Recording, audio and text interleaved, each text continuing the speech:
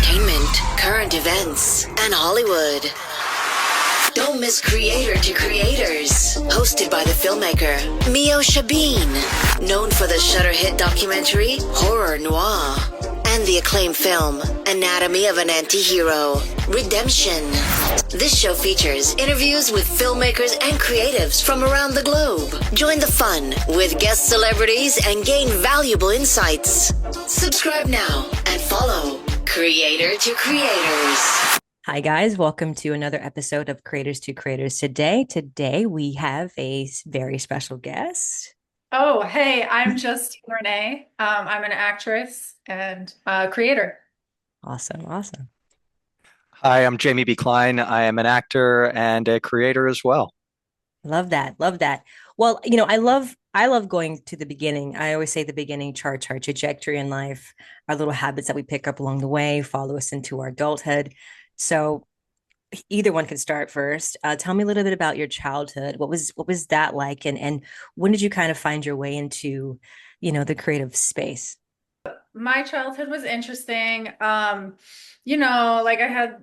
had typical, we all have a little bit of, trauma and stuff like that, divorced parents. So I always kind of found an escape in movies, and I loved stories, and I realized way early on that I wanted to do that. And I would literally make skits. I would write the worst skits when I was a kid and make my family watch them. I don't know if they liked it or not, but they watched them. So since I was a kid, I've been creating, and I've written my own stuff and acted in. That's my passion, is writing and acting in my own stuff.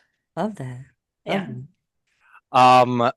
So I grew up fairly lucky, and then my parents divorced when I was 9, and then everything went to pot after that. But up until then, and that's not even true. It was fine. My mom tells me that when I was young, like 3, 4, 5 years old, my parents would take me to church with her sister, my mother's sister, and apparently, I don't remember doing this, but I would learn the sermons. Wow. And then we'd come home, and then I would pontificate, according to my mother, word for word, but I'm sure it was a very truncated version of it. So I would re-up the sermons for everybody, and apparently, I don't remember doing this, but I guess that was when I first started to get the idea that I wanted to be in front of people. And then as time went on, I got into high school. By then, my parents had divorced, and a lot of other life events happened. And I think I had always taken acting as an escape for a while. It was just fun to do. And then it was in high school when I started to take it seriously, and I realized that acting was it wasn't about escaping, it was about discovering and continuing to create and recreate who we are. And so that's probably when it started for me. I would say really sunk in was in high school going into college. I love that. That's beautiful. And you guys shot the series in Florida, right? Yes, we did, in Orlando. I'm originally from Florida, so I was like, oh man, good old days. What part? I'm originally from Gainesville, Florida. Yeah. My Nation. Gator Nation. Yeah, my mother and stepfather for a long time lived just about an hour west of there on the coast. Nice. Very cool. I was curious when I watched this series, first of all, I mean, you guys are both fantastic actors. How did you guys come about getting this role, and what made you both say yes to this particular series? So this, for me, it started out as a short film. Nice. Called Spilled Paint. It was a short film, and the person who it's kind of based on, Enoch Dorison, he's one of the executive producers, had basically wanted to write about an artist's life because he's an amazing artist himself, and I ended up getting cast in it. Nice. And then they decided to turn it into a pilot. That was right before 2020, all the chaos kind of happened. Yeah, we shot the pilot in on a very, very small budget. And I wasn't sure if they were going to want to choose me from the short film as Helena, but because the character was still in the pilot, but they did want to still bring me on. So I'm really grateful for that, because we did end up having a different director, Brandon Gibson, for the pilot as well as the series. And he's phenomenal to work with. And I just feel so grateful for the opportunity. Like it was super fun. The pilot was fun. And then getting it picked up for a series was even like more fun. Because then I really, really was able to delve even deeper into the character, which, I love that. It was nice. That's cool. I love that. And how long, and I'm curious, how long was this overall? Like, I mean, you guys, working together and finding, like you guys are in a relationship in the movie. How long did it take to, make this series? A couple months, a year? Ooh, it was years in the process of Wow. making from the short film, which was, I believe, in like 2018, all the way up until like getting it out, which it just dropped a week ago. It's been a few years process. Yeah, the pilot was 2020, and then the the rest of the series, episode 3 through 6, was actually shot in, it was like 2022 or something. 22. Oh my God. Three Wow. years. 2 years later, and it's 2025. Wow. Wow. That's Yeah. incredible. I mean, I love you guys' relationship, and I love how it's kind of, there's really funny bits in this series as well, even though it's a serious series. But I love like the humor with the detectives and their dynamic as well. But and you guys' relationship, how did you guys get ready and prepare for your role? As far as like diving into it, what's your process like? And then also finding your, that kind of synergy together for your scenes. The 6-part series is a deeply moving audio docuseries that confronts the often hidden trauma inflicted by institutional religion, sharing stark, real stories like Shattered Faith, Voices Unheard, Preacher's Kid, and Unveiling Darkness. Inspired by Meosha's own loss and featuring testimonies from survivors and experts, this series not only exposes the wounds caused within sacred spaces, but also illuminates a path toward healing and reconciliation. Available now on Apple Podcasts, iHeartRadio, Spotify, Bandcamp, and more. Church Hurt invites listeners to listen, understand, and heal. I'll start on this one. So like Justine mentioned, she had come from the short. Mhm. I didn't know it existed. I was out in LA and I saw a posting for for something filming in Orlando. I'm like, oh, that's where home is. All right, let me sign on. Turns out Brandon Gibson and Beth Wheatley, both of whom I've worked with in the past, were a part of it. So I was like, of course I need to submit for this. I submitted for it. Now, as Justine mentioned, there is a loose base. The character of my character actually is loosely based on a bit of Enoch's experiences. Enoch, I don't know if you know, he's a black man. Mhm. And so my first thing, once I realized that was the case, I actually talked to Beth and Brandon and Enoch, and I was like, I don't feel comfortable accepting this, because I did the audition, I got cast, and then when I found that out, I was like, I don't necessarily feel comfortable doing this. I don't want to take away a role from someone who can better tell this part. It was after sitting down with the three of them, and they told me that this part is more about the story than it is about any one particular person. Mhm. We've seen many different people in this role. We like you the best. We think you fit this role. If you feel comfortable, then okay. So I said okay after sitting down and talking about that with them for a little bit. And then we moved forward with it. As we moved forward with it, it was very quick. I had not, Justine, I don't think we'd met prior to that. I knew Beth, but I didn't know you. Mm. We didn't. No, I think I met you the first day of filming. Oh, wow. Yeah. Yeah. Yeah, I mean Uh, that happens a lot though, especially with, like, indie film. Like you yeah. don't have that much time to like get that chemistry going. You just kind of have to dive in and trust. Yeah. Wow. It, And it was, you were so respectful. Like I really felt comfortable with you. So like I thank definitely you. appreciated that. Like the entire time you were great to work with. Thank And you. like I never felt uncomfortable.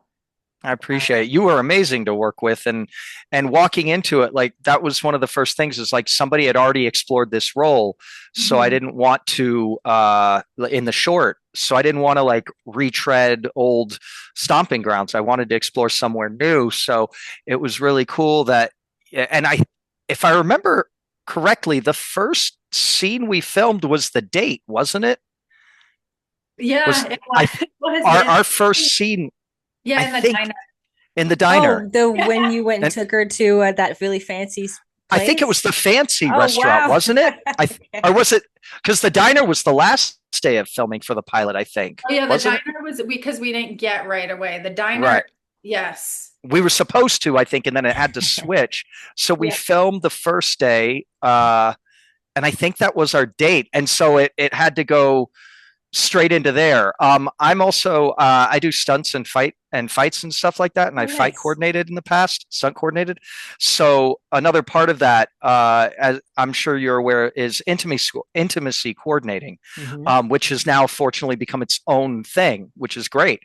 Yeah. But up until recently, that was it kind of ended up being hand in hand. So as a stunt coordinator, I was always very much like mindful about, hey, if you've got to be intimate or if you have to portray intimate scenes, like get to know your partner, and these are ways you can do it really fast and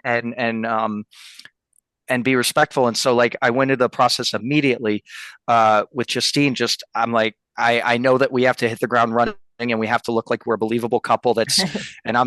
And for some odd reason you want to stay with the guy who makes all the weirdest bad decisions, but you know, um, True. so that was actually when I went into that first date, I did that was all running through my mind. Yeah. Um, and I'm glad that it worked out because working with Justine was just phenomenal. Like she'd always draw stuff out of me, Agreed. especially when we were working in the pilot because we had a lot to do in the pilot.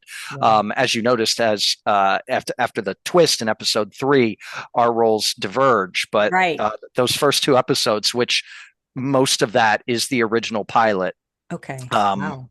it was really great. And as an actor, I mean, I don't know how you feel, Justine, but like for me, it was a great experience and test, I guess, to like, how do we make this relationship seem viable, believable, that there's Mhm.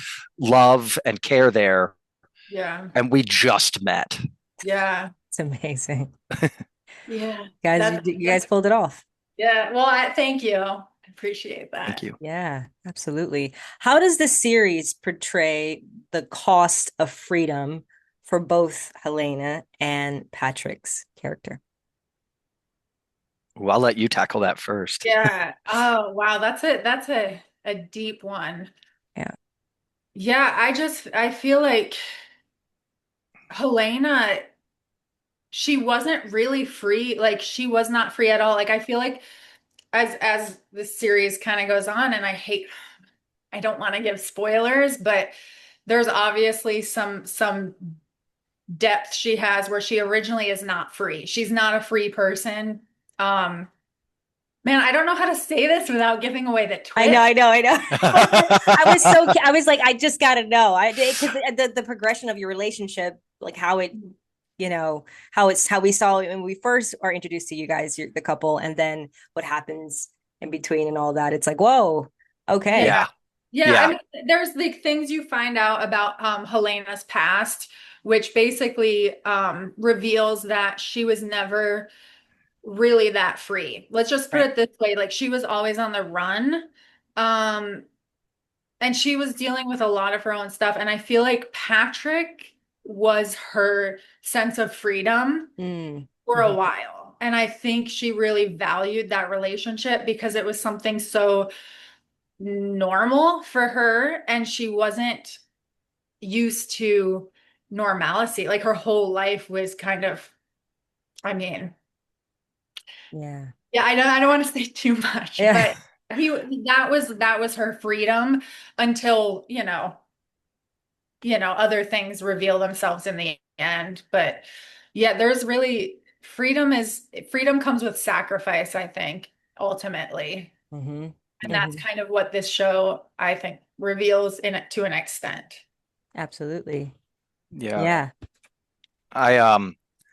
I mean, I think you said it perfectly. I don't know that Patrick, with his own, I think it's more his freedom of artistic expression that he's just constantly struggling with. Right. And as the story progresses through the 6 episodes, it becomes very apparent as to why he's having that artistic block. But I mean, there's so much stress, but he puts himself into it. Right. Or I do. I should say I do. I do. I put myself into it. It's bad choice after bad choice. But then again, if we want to watch a series full of good choices, that's more maybe children's television or something like that. Like if you want to make engaging stories, it's people who make bad choices or not the best choices, and then how they come back for them or how those choices catch up to them. And this story has all of that. And knowing what we know now, both having been part of the creation process of this, but also just the characters, the arc of it. I know Patrick. I know I actually felt when we were shooting the pilot that I was trapping her, not in any malicious way, not that I was intending to, but as a person, I don't think anybody ever really wants to be holding someone down. Right. I think that in a relationship, everybody's trying to uplift. But in this particular, in the pilot that we shot, Patrick definitely is more worried about himself and isn't really worrying about the consequences of his actions. Even though when I think I am worrying about Helena, the person right in front of me, it's not about her. It's all about me and trying to feed my needs. And I'm trapped by that, which I think ultimately is a trap for her. Mm-hmm. You've already had a week to watch it, everybody. Right. Too late. That is true, right? Spoilers come out about a week in anyway. Right. Yeah. Right. Exactly. This show explores, I couldn't help but think about just, the pursuit of wealth, right? The influence of just having a lot and all the things and how it can kind of, I don't know, somehow kind of corrupt you in a way. I think Spill Paint does such a great job of like kind of showing that, especially in the art world and its impact of artistic integrity, right? Tell me, I mean, I don't know, both characters have something very, very much in common, which is revealed later. I was like, oh, I had no idea, because how we're introduced like at the beginning, right. Patrick character is an artist, and that's what he is. Do you think that your both characters are had that in common, like those ideas of like being famous and wanting to be out there? Like, did you feel like that your character deep down, because he said yes to the offer and with the guy? So is that something that your both characters really wanted to do? Like, was that in the forefront of the mind? I think for Patrick's character, possibly, like, yeah, because like every artist wants their work to be validated to some extent, but Right. like what are you willing to risk or give up? It's essentially like he sold his soul to the devil. Yeah. And for some reason, like Helena wanted to support him in that. Right.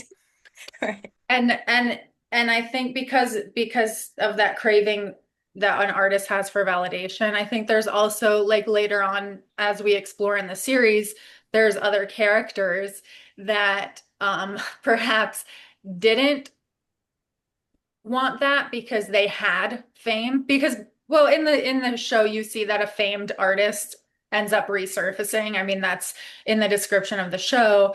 And so that artist, like, I believe created for the sake of creating, as a cathartic experience, and kind of got exploited. And that definitely shows in the end, because there's a fight to their freedom in the series, because Ramirez Pons is basically the villain who is the devil that these artists are making deals with, because they want that validity and they want that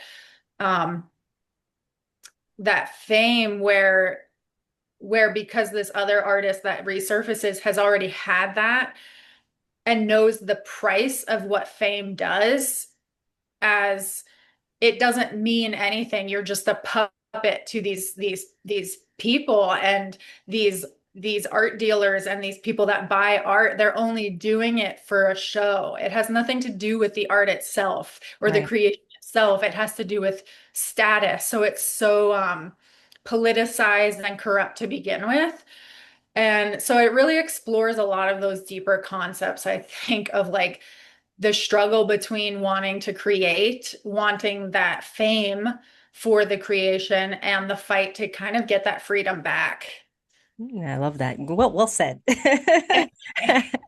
Do you feel like that as artists, as actors, do you feel like acting now? I mean, we've come from, we had, the Me Too movement. We had everyone, the SAG after the march, everyone's marching about, equal pay, all these other things that were coming up. Do you feel like as actors that we're moving in a better direction, like for the future? Like, are things getting better for actors?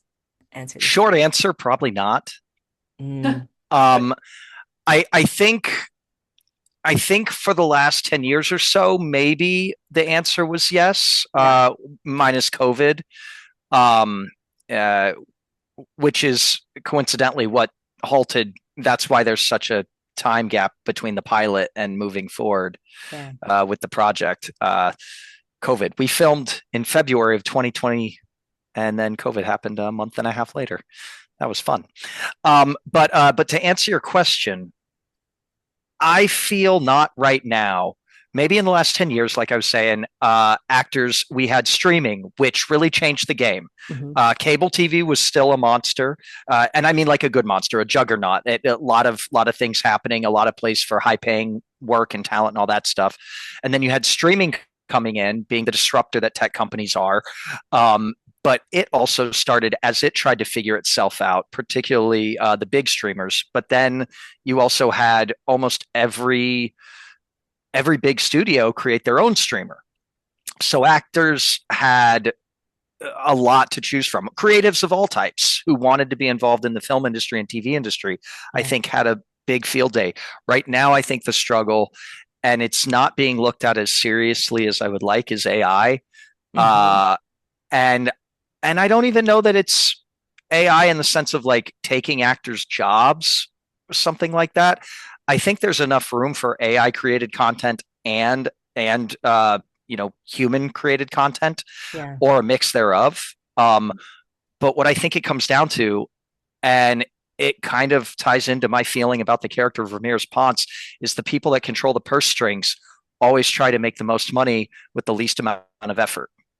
And that's what it feels like is happening right now. And a lot of people who control those purse strings, if they're not really involved in the creative side of things, in my experience, then they view actors as whiny crybabies, or just way too emotional, too hard to deal with, too unpredictable, and which is unfair, and not at all true. But that's the feeling I get. And I don't know how to fix that right now. I know SAG-AFTRA is trying hard, and there have been wonderful movements that have both been directly about the industry and also about the amazing parts of our world that really need to be showcased and need to be addressed and brought forward. And clearly right now there is some flack that's happening, and we won't get into that too much, but it is unfair. It's not necessary. I think to move forward, we have to as actors, to confront the juggernaut of AI and to confront those with the purse strings with understanding, helping them to understand that we too deserve to have our creative existence be here. Yeah, absolutely. Yeah, I don't think AI cannot really replace, like, AI is only as good as like the last human that creates. Right. Really. Yeah. You don't think that, but again, like you said, the string pullers, like that was good. I've never heard that. Yeah, they're in control, and unless they're not, and unless they start to like have a heart, then what are we gonna do? Like that sucks. Yeah. And some do. Some absolutely get it. Yeah. And those are what I'm talking about. You know, you've got some creators, Steven Spielberg's of the world, James Cameron's of the world, Ryan Coogler's of the world. Yeah. You know, these folks, they're creators, but they also hold the purse strings, but they're creators first. Right. You got a lot of people who are creators second or maybe even third. Yes. And you know, I don't want to speak ill of anybody. I'm not going to.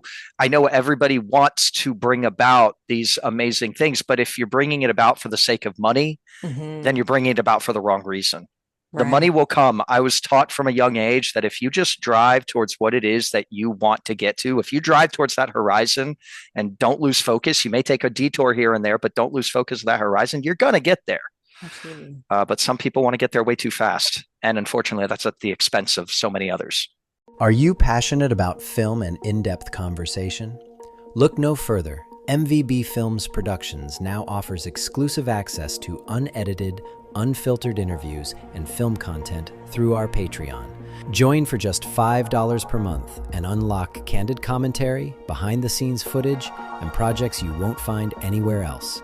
Hosted by Meosha Bean of Creator to Creators, this membership gives you a front row seat to the creative process. Become a member today. Patreon.com, Meosha Bean Official. Oh, yeah, so sad. So sad. But yeah, I you know, and I think that's what I saw in the movie, that theme of like power, and that's what we're dealing with today. You know, it's everywhere, unfortunately. Yes. But I think it starts with conversation, and I love that, you know, that we can talk about it, and hopefully somebody listens and says, you know, yeah, and you know, let's change that. Like what you guys did, you made this series, you know, and you didn't wait by the phone for somebody to make it. You went out there and you did it, and that's what we should do, right? We create our own table. We don't have to wait to be seated at the table. Yeah. Yeah.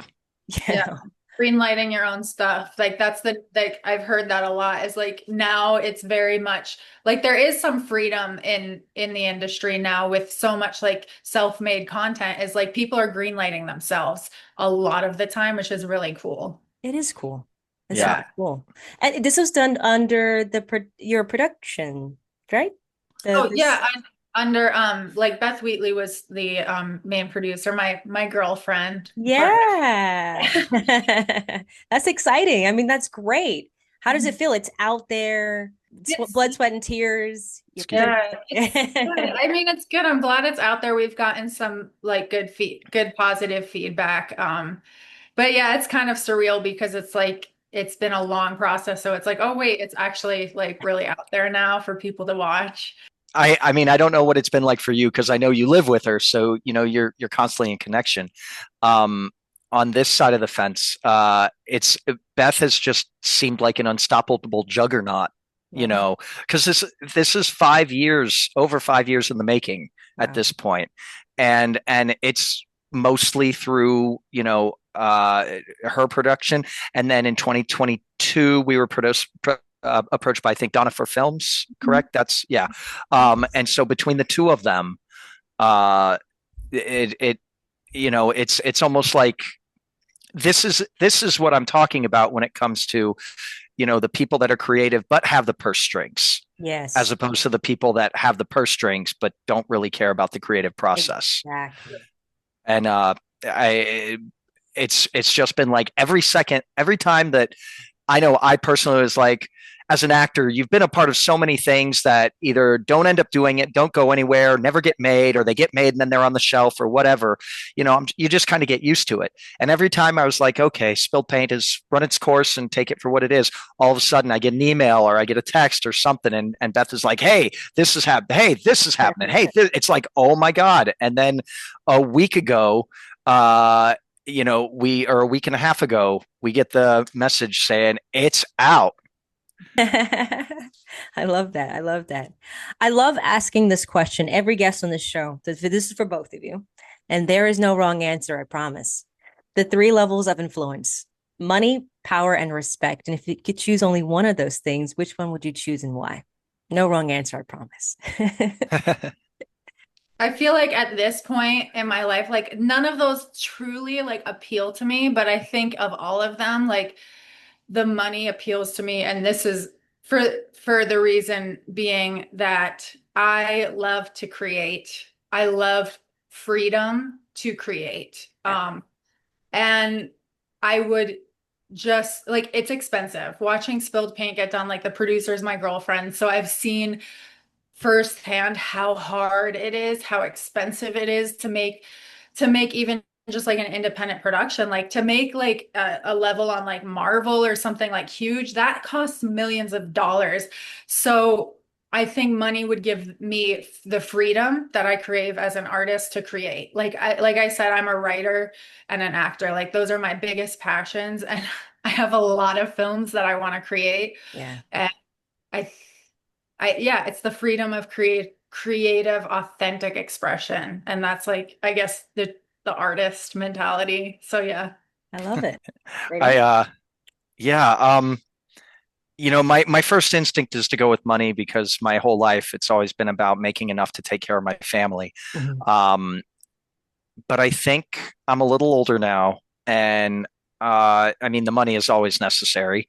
I think respect is, as an artist, if I'm speaking purely as an actor, Mm-hmm. and as a creator, I think respect is what I would want at this stage in my journey, because I personally feel that if I could gain that respect in the right circles, that the money would follow, not necessarily to me, but I would be able to find other creatives like Beth and Justine and Brandon, who hold those purse strings, and be able to create with them.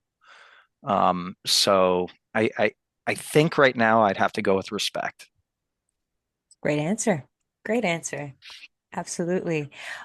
What do you guys want people to, like viewers, to, when they watch this series, what do you want them to walk away with? Is there a message that you want them to like kind of leave with, or? I keep telling my friends, I just hope they like it, and don't judge Patrick's choices too harshly, because everybody knows me, and this being the first time that I've had a couple of things up on TV, but it's all like little things here or there. So to be showcased in such a way, people who really know me, you can't escape it. There are parts of you that come out, even if you're totally invested in a character. There's still parts of you that slip out. And so I've got people texting me, calling me, being like, Jamie, why did you make that decision? No, you know better than that. We've known each other since we were 5. Why? Aside from just the entertainment side of it, we talked earlier in the podcast, in the video about the just moving forward and not stopping. And I think that's what I would want people to get out of it, is that don't stop. Whatever comes in your way, don't stop. I guarantee you, you're gonna find a way. It's not necessarily gonna be the best way. It's gonna hurt. You're going to get hit in the face a few dozen times by Buddha, but just don't, keep moving forward. I love that. It's a great. What about you? Any? Yeah, that's like a deep. I guess really it ends up every film is really subjective to what the viewer takes and how they view the world. But I guess if I was going to see and want a deeper message for the viewer, I guess it would be artistic integrity, and that, you know, selling your soul to the devil isn't always the best choice. And even though it's disguised, especially, it's kind of like an allegory for like the industry and our society in general, is like we're after riches and we're after these egotistical things, but really when it comes down to it, you can fight for um your own self, and you can take your power back. And is just because the villain seems strong now doesn't mean you can't fight the villain, and doesn't mean you can't stand up for yourself and take your own power back. Yeah, absolutely. Well said. Well said. Level up your podcast game. Podcasters, want more revenue?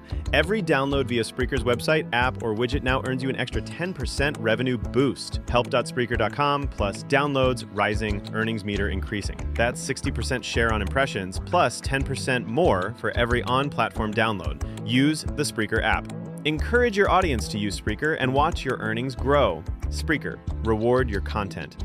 Download today, get paid more. Do what you love. Get rewarded. What advice would you give to, that young guy, young girl out there that wants to get into this business of entertainment? What would you tell them? Wow.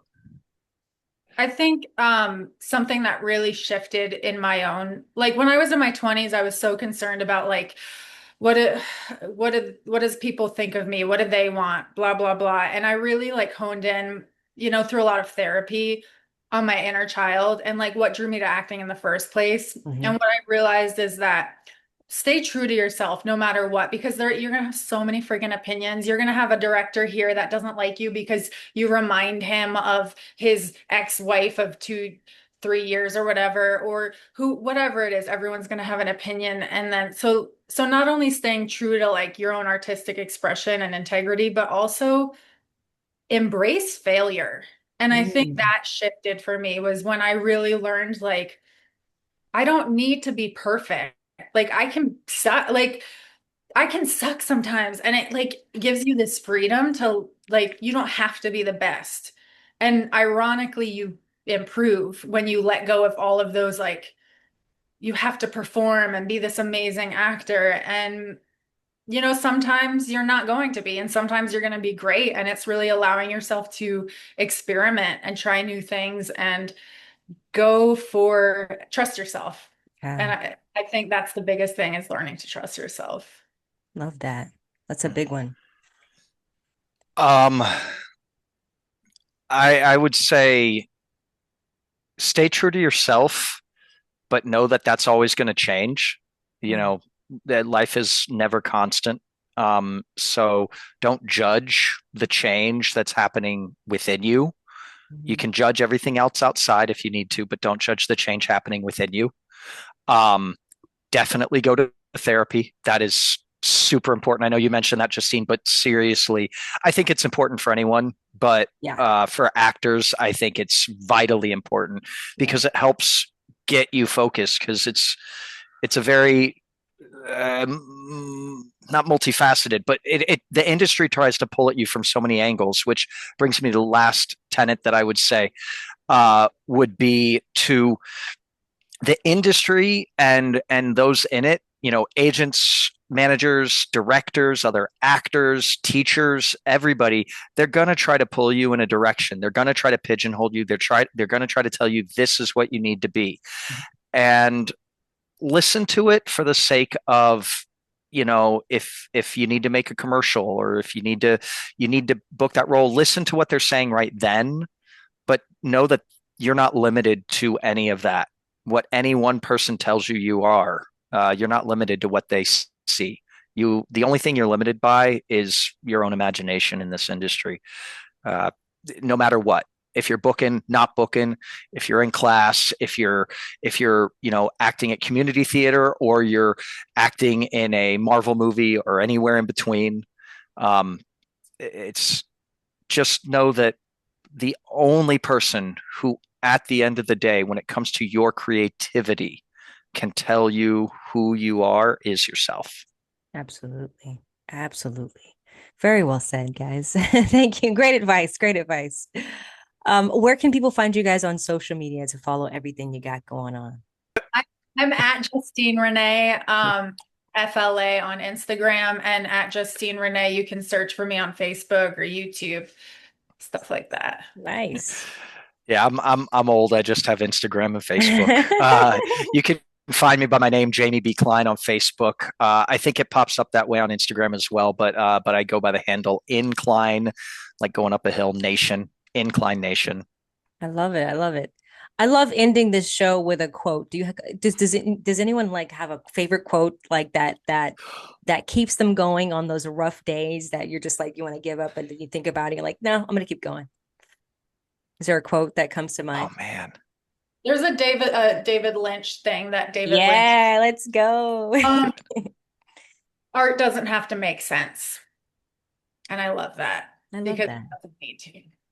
Yeah. Thank you guys for coming on. It was a great chat, and I wish you all the best with this series, and I'm so glad it's out. Congratulations. Thank you. Thanks for watching it and everything. Yeah, watching it. Absolutely. Thank you all for listening, and always remember to live, love, laugh. We'll see you guys next time. Bye-bye.